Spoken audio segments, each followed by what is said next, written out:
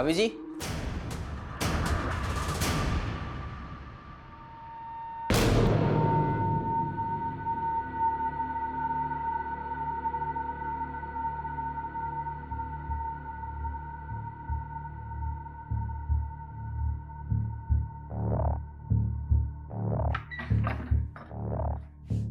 अमन भैया, आप कब आए? अभी कुछ देर पहले, जब आप अपने कपड़े पहन रही थी। ये क्या बकवास कर रहे हैं आप? विश्वास नहीं होता आपको? हाँ, ये देखिए, अच्छी है ना वीडियो? मन को भी नहीं छोड़ता। सर, बच्चे की डीएनए रिपोर्ट आ गई। गोलू प्रभात का ही बेटा था, तनु और छोटू का सगा भाई। सर, हम इस केस के तकरीबन हर पहलू को इन्वेस्टिगेट कर चुके हैं। ना तो हमें अभी तक कातिल मिला है और ना इस कातिल के बारे में कोई क्लू मिला है। You're right. अब तक हम इस केस के ज्यादा प्यार भी जहर बन जाता है। करुणा भाभी प्रभात को अपने बच्चे की तरह समझती थी, रज्जी को भी फूलों की तरह रखती थी करुणा भाभी। लेकिन फिर तन्नू के जन्म के बाद करुणा भाभी ने बच्चे की सारी जिम्मेदारी अपने सर पर ले ली। कभी कभी तो यही समझ नहीं आता था कि बच्चे की माँ रज्जी है या फिर करुणा भाभी। बस यही बात रज्जी को खलने लग गई। हमें पता है कि जब प्रभात ने अलग होने की बात की थी तो दोनों भाइयों में काफ़ी कहासुनी हुई थी। जी बिल्कुल मैडम, करुणा भाभी की तबीयत फिर बिगड़ने लग गई, उन्हें दौरे से पड़ने लग गए। सुबोध भैया ने उनका इलाज कहाँ कहाँ नहीं करवाया। लेकिन फिर दोनों भाइयों के बीच में एक समझौता हुआ कि करुणा भाभी कभी कभी बच्चों से मिलती रहेगी। थोड़ा समय लगा, लेकिन करुणा भाभी ने इस समझौते को स्वीकार लिया। सर, जमशेदपुर से कोई खास खबर नहीं है। सिर्फ इतना पता चला है कि प्रभात ने वहाँ पे घर किराए पे लिया था जहाँ वो शिफ्ट होने वाला था। हाउस ओनर नेबर से भी बात की पर कुछ अनयूजुअल मिला नहीं। लेकिन एक बात तो साफ है कि यहाँ करुणा और सुबोध ये बिल्कुल भी नहीं चाहते थे कि प्रभात और उसका परिवार शहर छोड़ के जाएं। करुणा जी, सुना है वो अपनी ममता में इतनी बेकाबू हो गई थी कि प्रभात और उसका परिवार शहर छोड़कर न जाए, इसलिए आपने टोने टोटके का सहारा लेना शुरू कर दिया था।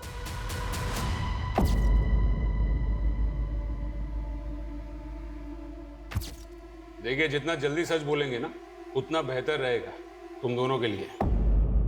सर, हम अपना करुणा को टूटते हुए नहीं देख सकते थे सर। इसमें हमारा जान बसता है, और अगर ये मां नहीं बन सकती है तो इसमें इसका क्या गलती है सर? और क्या किया है इसने? बस बच्चा लोगों को प्यार किया है ना सर। आप बताइए, बच्चा लोगों को प्यार करना कोई कानूनी जुर्म होता है क्या? और सर, बात सिर्फ उनके यहाँ जाने की नहीं थी।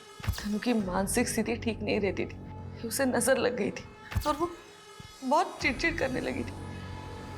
इसलिए मैंने सोचा कि अगर मैं काला जादू करूंगी तो वो थोड़ी ठीक हो जाएगी। आखिरी बार जब प्रभात तुमसे मिलने आया तब तुम्हारी उससे लड़ाई हुई थी? नहीं सर, हम अपना भाई से कभी लड़ ही नहीं सकते थे। वो तो थोड़ा कहासुनी हो गया था। प्रभात, अपना भाभी से इज्जत से बात करो, समझे? इज्जत पाने के लिए ना, इज्जत पाने लायक काम भी करना पड़ता है। वो सब भूल गया था सर, वो सब कुछ भूल गया था जो हम उसके लिए किए थे। वो बस हमसे पीछा छुड़ाना चाहता था। और इसीलिए तुमने उसकी जान ली। उन दोनों बच्चों को छोड़ दिया जिससे तुम्हारी पत्नी को लगाव था, लेकिन उस मासूम बच्चे की जान ले ली जिसे रज्जी ने अपने करीब रखा था। और फिर अपने बदले की आग में तुमने रज्जी की लाश के साथ भी। क्या बोल रहे हैं सर आप? कितना घिनौना इल्जाम लगा रहे हैं। सर, कैसी बातें कर रहे हैं आप? सर, हमने ऐसा कुछ नहीं किया। मैं कह रही हूँ ना, हमने कुछ नहीं किया है सर, कुछ नहीं किया है। इनके खिलाफ हमारे पास कोई सबूत नहीं है। सर, तनु इनके ही घर में रह रही है, कहीं ऐसा तो नहीं कि इनके डर से वो कुछ नहीं कर रही? अनीश, वो उनकी गाड़ी में, सिर्फ शक के बिना पर हम कोई कदम नहीं उठा सकते। फिर भी उन पर 24 घंटे नजर रखो। कमाल है, हर कोई ऐसा कह रहा है कि हत्याकांड के कुछ दिनों पहले बाप के लापता होने का दुख तो जरूर होगा, पर उससे भी ज्यादा सदमा उसे छोटू को कुछ हो जाने के डर का है। इसका मतलब है कुछ ऐसा हुआ होगा जिसे तनु को लगे कि छोटू को खतरा है। वो छोटू को लेके अब भी इतनी पॉजिटिव है कि किसी को भी उसके करीब जल्दी जाने ही नहीं देती। जिस खतरे से तनु अपने भाई को बचाना चाहती है, क्या वो खतरा उसकी माँ और भाई की मौत से जुड़ा हुआ है? या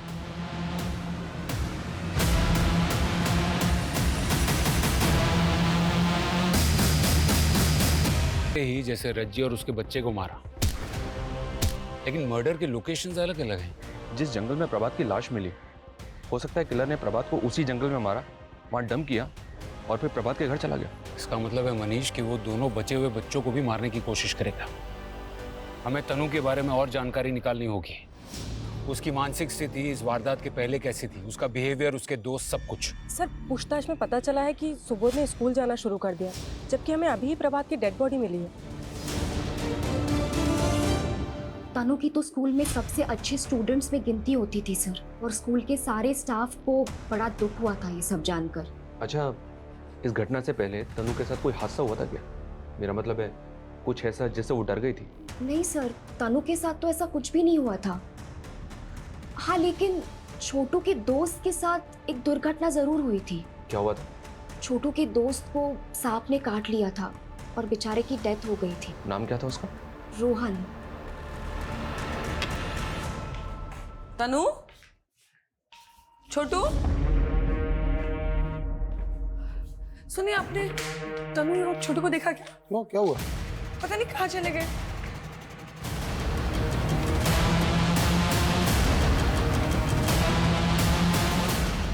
स्कूल स्टाफ का कहना है सर कि छोटू के फ्रेंड रोहन की मौत सांप के काटने से हुई थी, जबकि रोहन के नेबर्स का तो कुछ और ही कहना है। क्या मतलब? उनका कहना है कि रोहन ने पॉइजन खा के आत्महत्या कर ली थी। क्या? क्या सर? लेकिन एक 8 साल का बच्चा सुसाइड क्यों करेगा? सर, रोहन के नेबर्स का ऐसा मानना है कि रोहन को शायद स्कूल में सेक्सुअली एक्सप्लॉइट किया जा रहा था। कहीं ऐसा तो नहीं कि तनु ने रोहन के साथ गलत होते हुए देख लिया और इसीलिए वो छोटू को अपने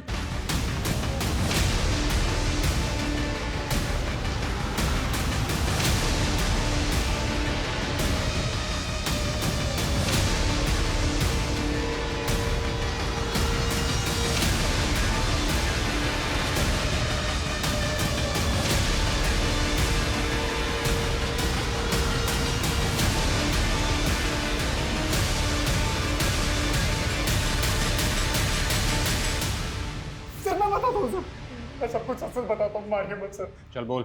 सर, मैं स्कूल की कैंटीन में चीजें सप्लाई करता हूँ, बस मेरी एक ही गंदी आदत है सर, उसी में फंस जाता हूँ सर। सर ऐसे ही एक दिन मुझे रोहन मिल गया, फिर मौका था तो सर मैंने लेकिन फिर अचानक मैंने देखा कि तनु ने मुझे देख लिया था। और रोहन ने तो आत्महत्या कर ली, लेकिन तुझे डर था कि तनु कहीं तेरा राज ना खोले, इसलिए सबसे पहले तूने प्रभात को मारा और फिर उसके घर गया उसके पूरे परिवार को मारने के लिए। सर मैं मानता हूँ कि मैं गंदा आदमी हूँ, पर सर उसका ब्रेन उसे ये सोचने पे मजबूर कर रहा है कि छोटू की जिंदगी की सलामती ही उसके लिए सबसे ज्यादा जरूरी है। हमें उसे थोड़ा और वक्त देना चाहिए। अमन, सुबोध और धर्म, ये हमारे 3 सस्पेक्ट्स हैं। अमन और धर्म सेक्सुअल ऑफेंडर्स की लिस्ट में आते हैं और वो हमारी हिरासत में। अमन और धर्म ने बाकी सारी चीजों को मान लिया है, लेकिन ट्रिपल मर्डर से साफ इनकार कर दिया है। फॉरेंसिक भी धर्म के फेवर में है। किसी ने भी उसे प्रभात के घर आते जाते देखा नहीं है, यहाँ तक कि उसकी फोन की लोकेशन भी वहाँ की नहीं है। ये रैंडम किलिंग भी नहीं हो सकती सर, क्योंकि प्रभात को उसके घर में नहीं मारा गया। इसका मतलब साफ है, प्रभात को मारने वाला उसको और उसकी फैमिली को अच्छी तरह से जानता था। बिल्कुल, उसने पहले प्रभात को मारा होगा और फिर वो उसके घर गया होगा।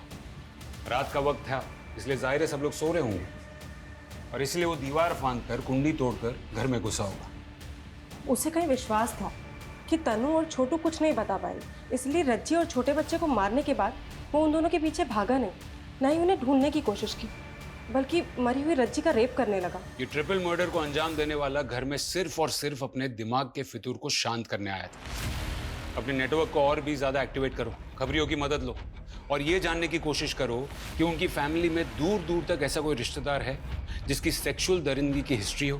Okay sir. Okay sir.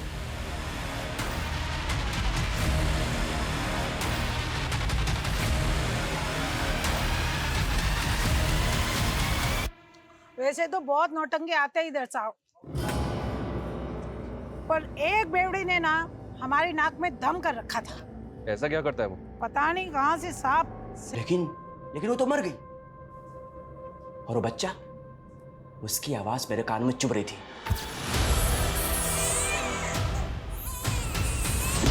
मैं उन दोनों बच्चों को भी मारना चाहता था, पर पता नहीं वो लोग कहाँ गायब हो गए। फिर मैंने मरी हुई रज्जी के साथ इतनी हैवानियत, इतनी दरिंदगी।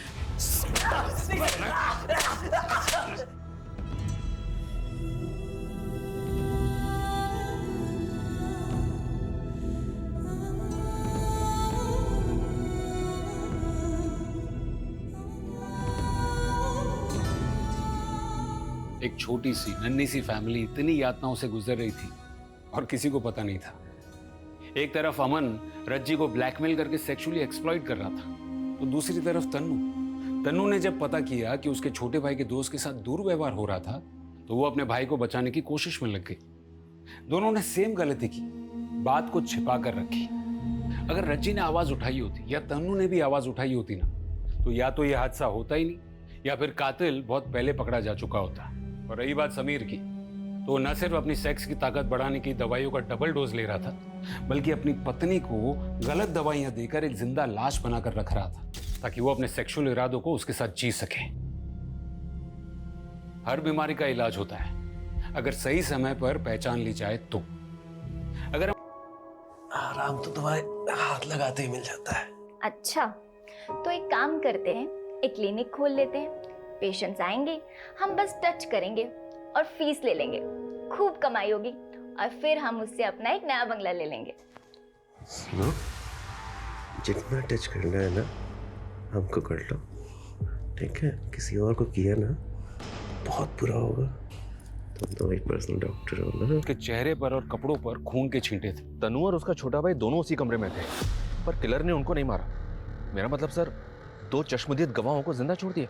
या तो किलर उनको जानता होगा और वो उनसे इतना प्यार करता होगा कि वो उन्हें मारना नहीं चाहता होगा, यानी कि उनका बाप। या फिर किलर ने उनको देखा ही नहीं होगा और तनु ने समझदारी दिखाई और वो अपने भाई को लेकर वहां से चुपचाप भाग गई। सर, तनु ने अपनी माँ और अपने नन्हे भाई को अपनी आंखों के सामने इतनी बुरी तरह से मरते हुए देखा और इतनी प्रेजेंस ऑफ माइंड दिखाई कि वो अपने नन्हे से भाई को वहां से चुपचाप लेकर निकल जाए और किलर को पता भी ना चले। प्रभात और सुबोध के बीच में बनती थी।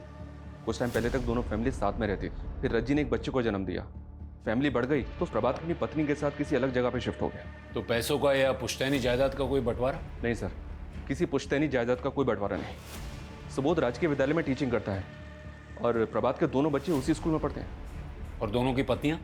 रज्जी हाउसवाइफ थी सर। सबका कहना है कि वो अपने पति से बहुत प्यार करती थी। और सुबोध की पत्नी करुणा आयुर्वेदिक नुस्खे बेचती है और बनाती है, मोस्टली शौकिया तौर पर। दोनों के आपस में कोई अनबन नहीं थी। कुछ समझ में नहीं आ रहा है। सिर्फ चरण है जिसके पास ये मर्डर्स का मोटिव है, लेकिन उसका रिकॉर्ड भी एकदम क्लियर है, वो घर में ही था। जब तक ये प्रभात नहीं मिल जाता या फिर तनु कुछ बोलती नहीं, तब तक हम अंधेरे में रहेंगे। ये हो गई तुम्हारे लिए दवाई तैयार। लो लो, पियो पियो पियो पियो पियो पियो पियो, शाबाश। लो और पियो। ये इसे नहीं, तुझे पीना चाहिए। अरे अमन, तू कब आया? जब तू अपनी बेचारी का रोना रो रहा था। मैं कोई रोना नहीं रो रहा हूं, मैं अपनी जिंदगी में बहुत खुश हूं, अपनी खुशबू के साथ। देख रहा हूं मैं कितना खुश है तू। शादी करके घर बसाना चाहता था, सुंदर सुशील पत्नी चाहिए थी तुझे, और ससुराल वालों ने पकड़ा दिया ये डैमेज पीस। ए, तमीज में रहो, समझे? मेरे तमीज में रहने से क्या तेरी किस्मत बदल जाएगी? मुझे देख, नो रिस्पॉन्सिबिलिटी, नो बंदिश। सुबह से लेकर शाम तक ऐश करता हूँ और रात को डबल ऐश करता हूँ। देख अमन, जब तक तुझे बर्दाश्त कर रहा हूँ, किसी दिन मेरा दिमाग घूम गया ना। तुम में से अमन कौन है? जी मैं हूँ। क्या हुआ? तुमसे कुछ बात करनी है। मैम, एक भी महीना ऐसा नहीं था कभी मेरी तनख्वाह देरी हुई हो। अच्छे इंसान थे। मतलब हैं, अच्छे इंसान हैं। उनकी किसी से कोई दुश्मनी थी? सवाल ही पैदा नहीं होता मैडम। उसकी वाइफ को कितने अच्छे से जानते हो तुम? मैं मिला हूँ, 3-4 बार उनसे मिला हूँ। प्रभात भाई अपनी बीवी से बहुत प्यार करते थे। मेरे घर पे देना है। तुम्हारी भाभी का जन्मदिन है ना, उसके लिए साड़ी है। उसको तोहफा देने के बाद उसके चेहरे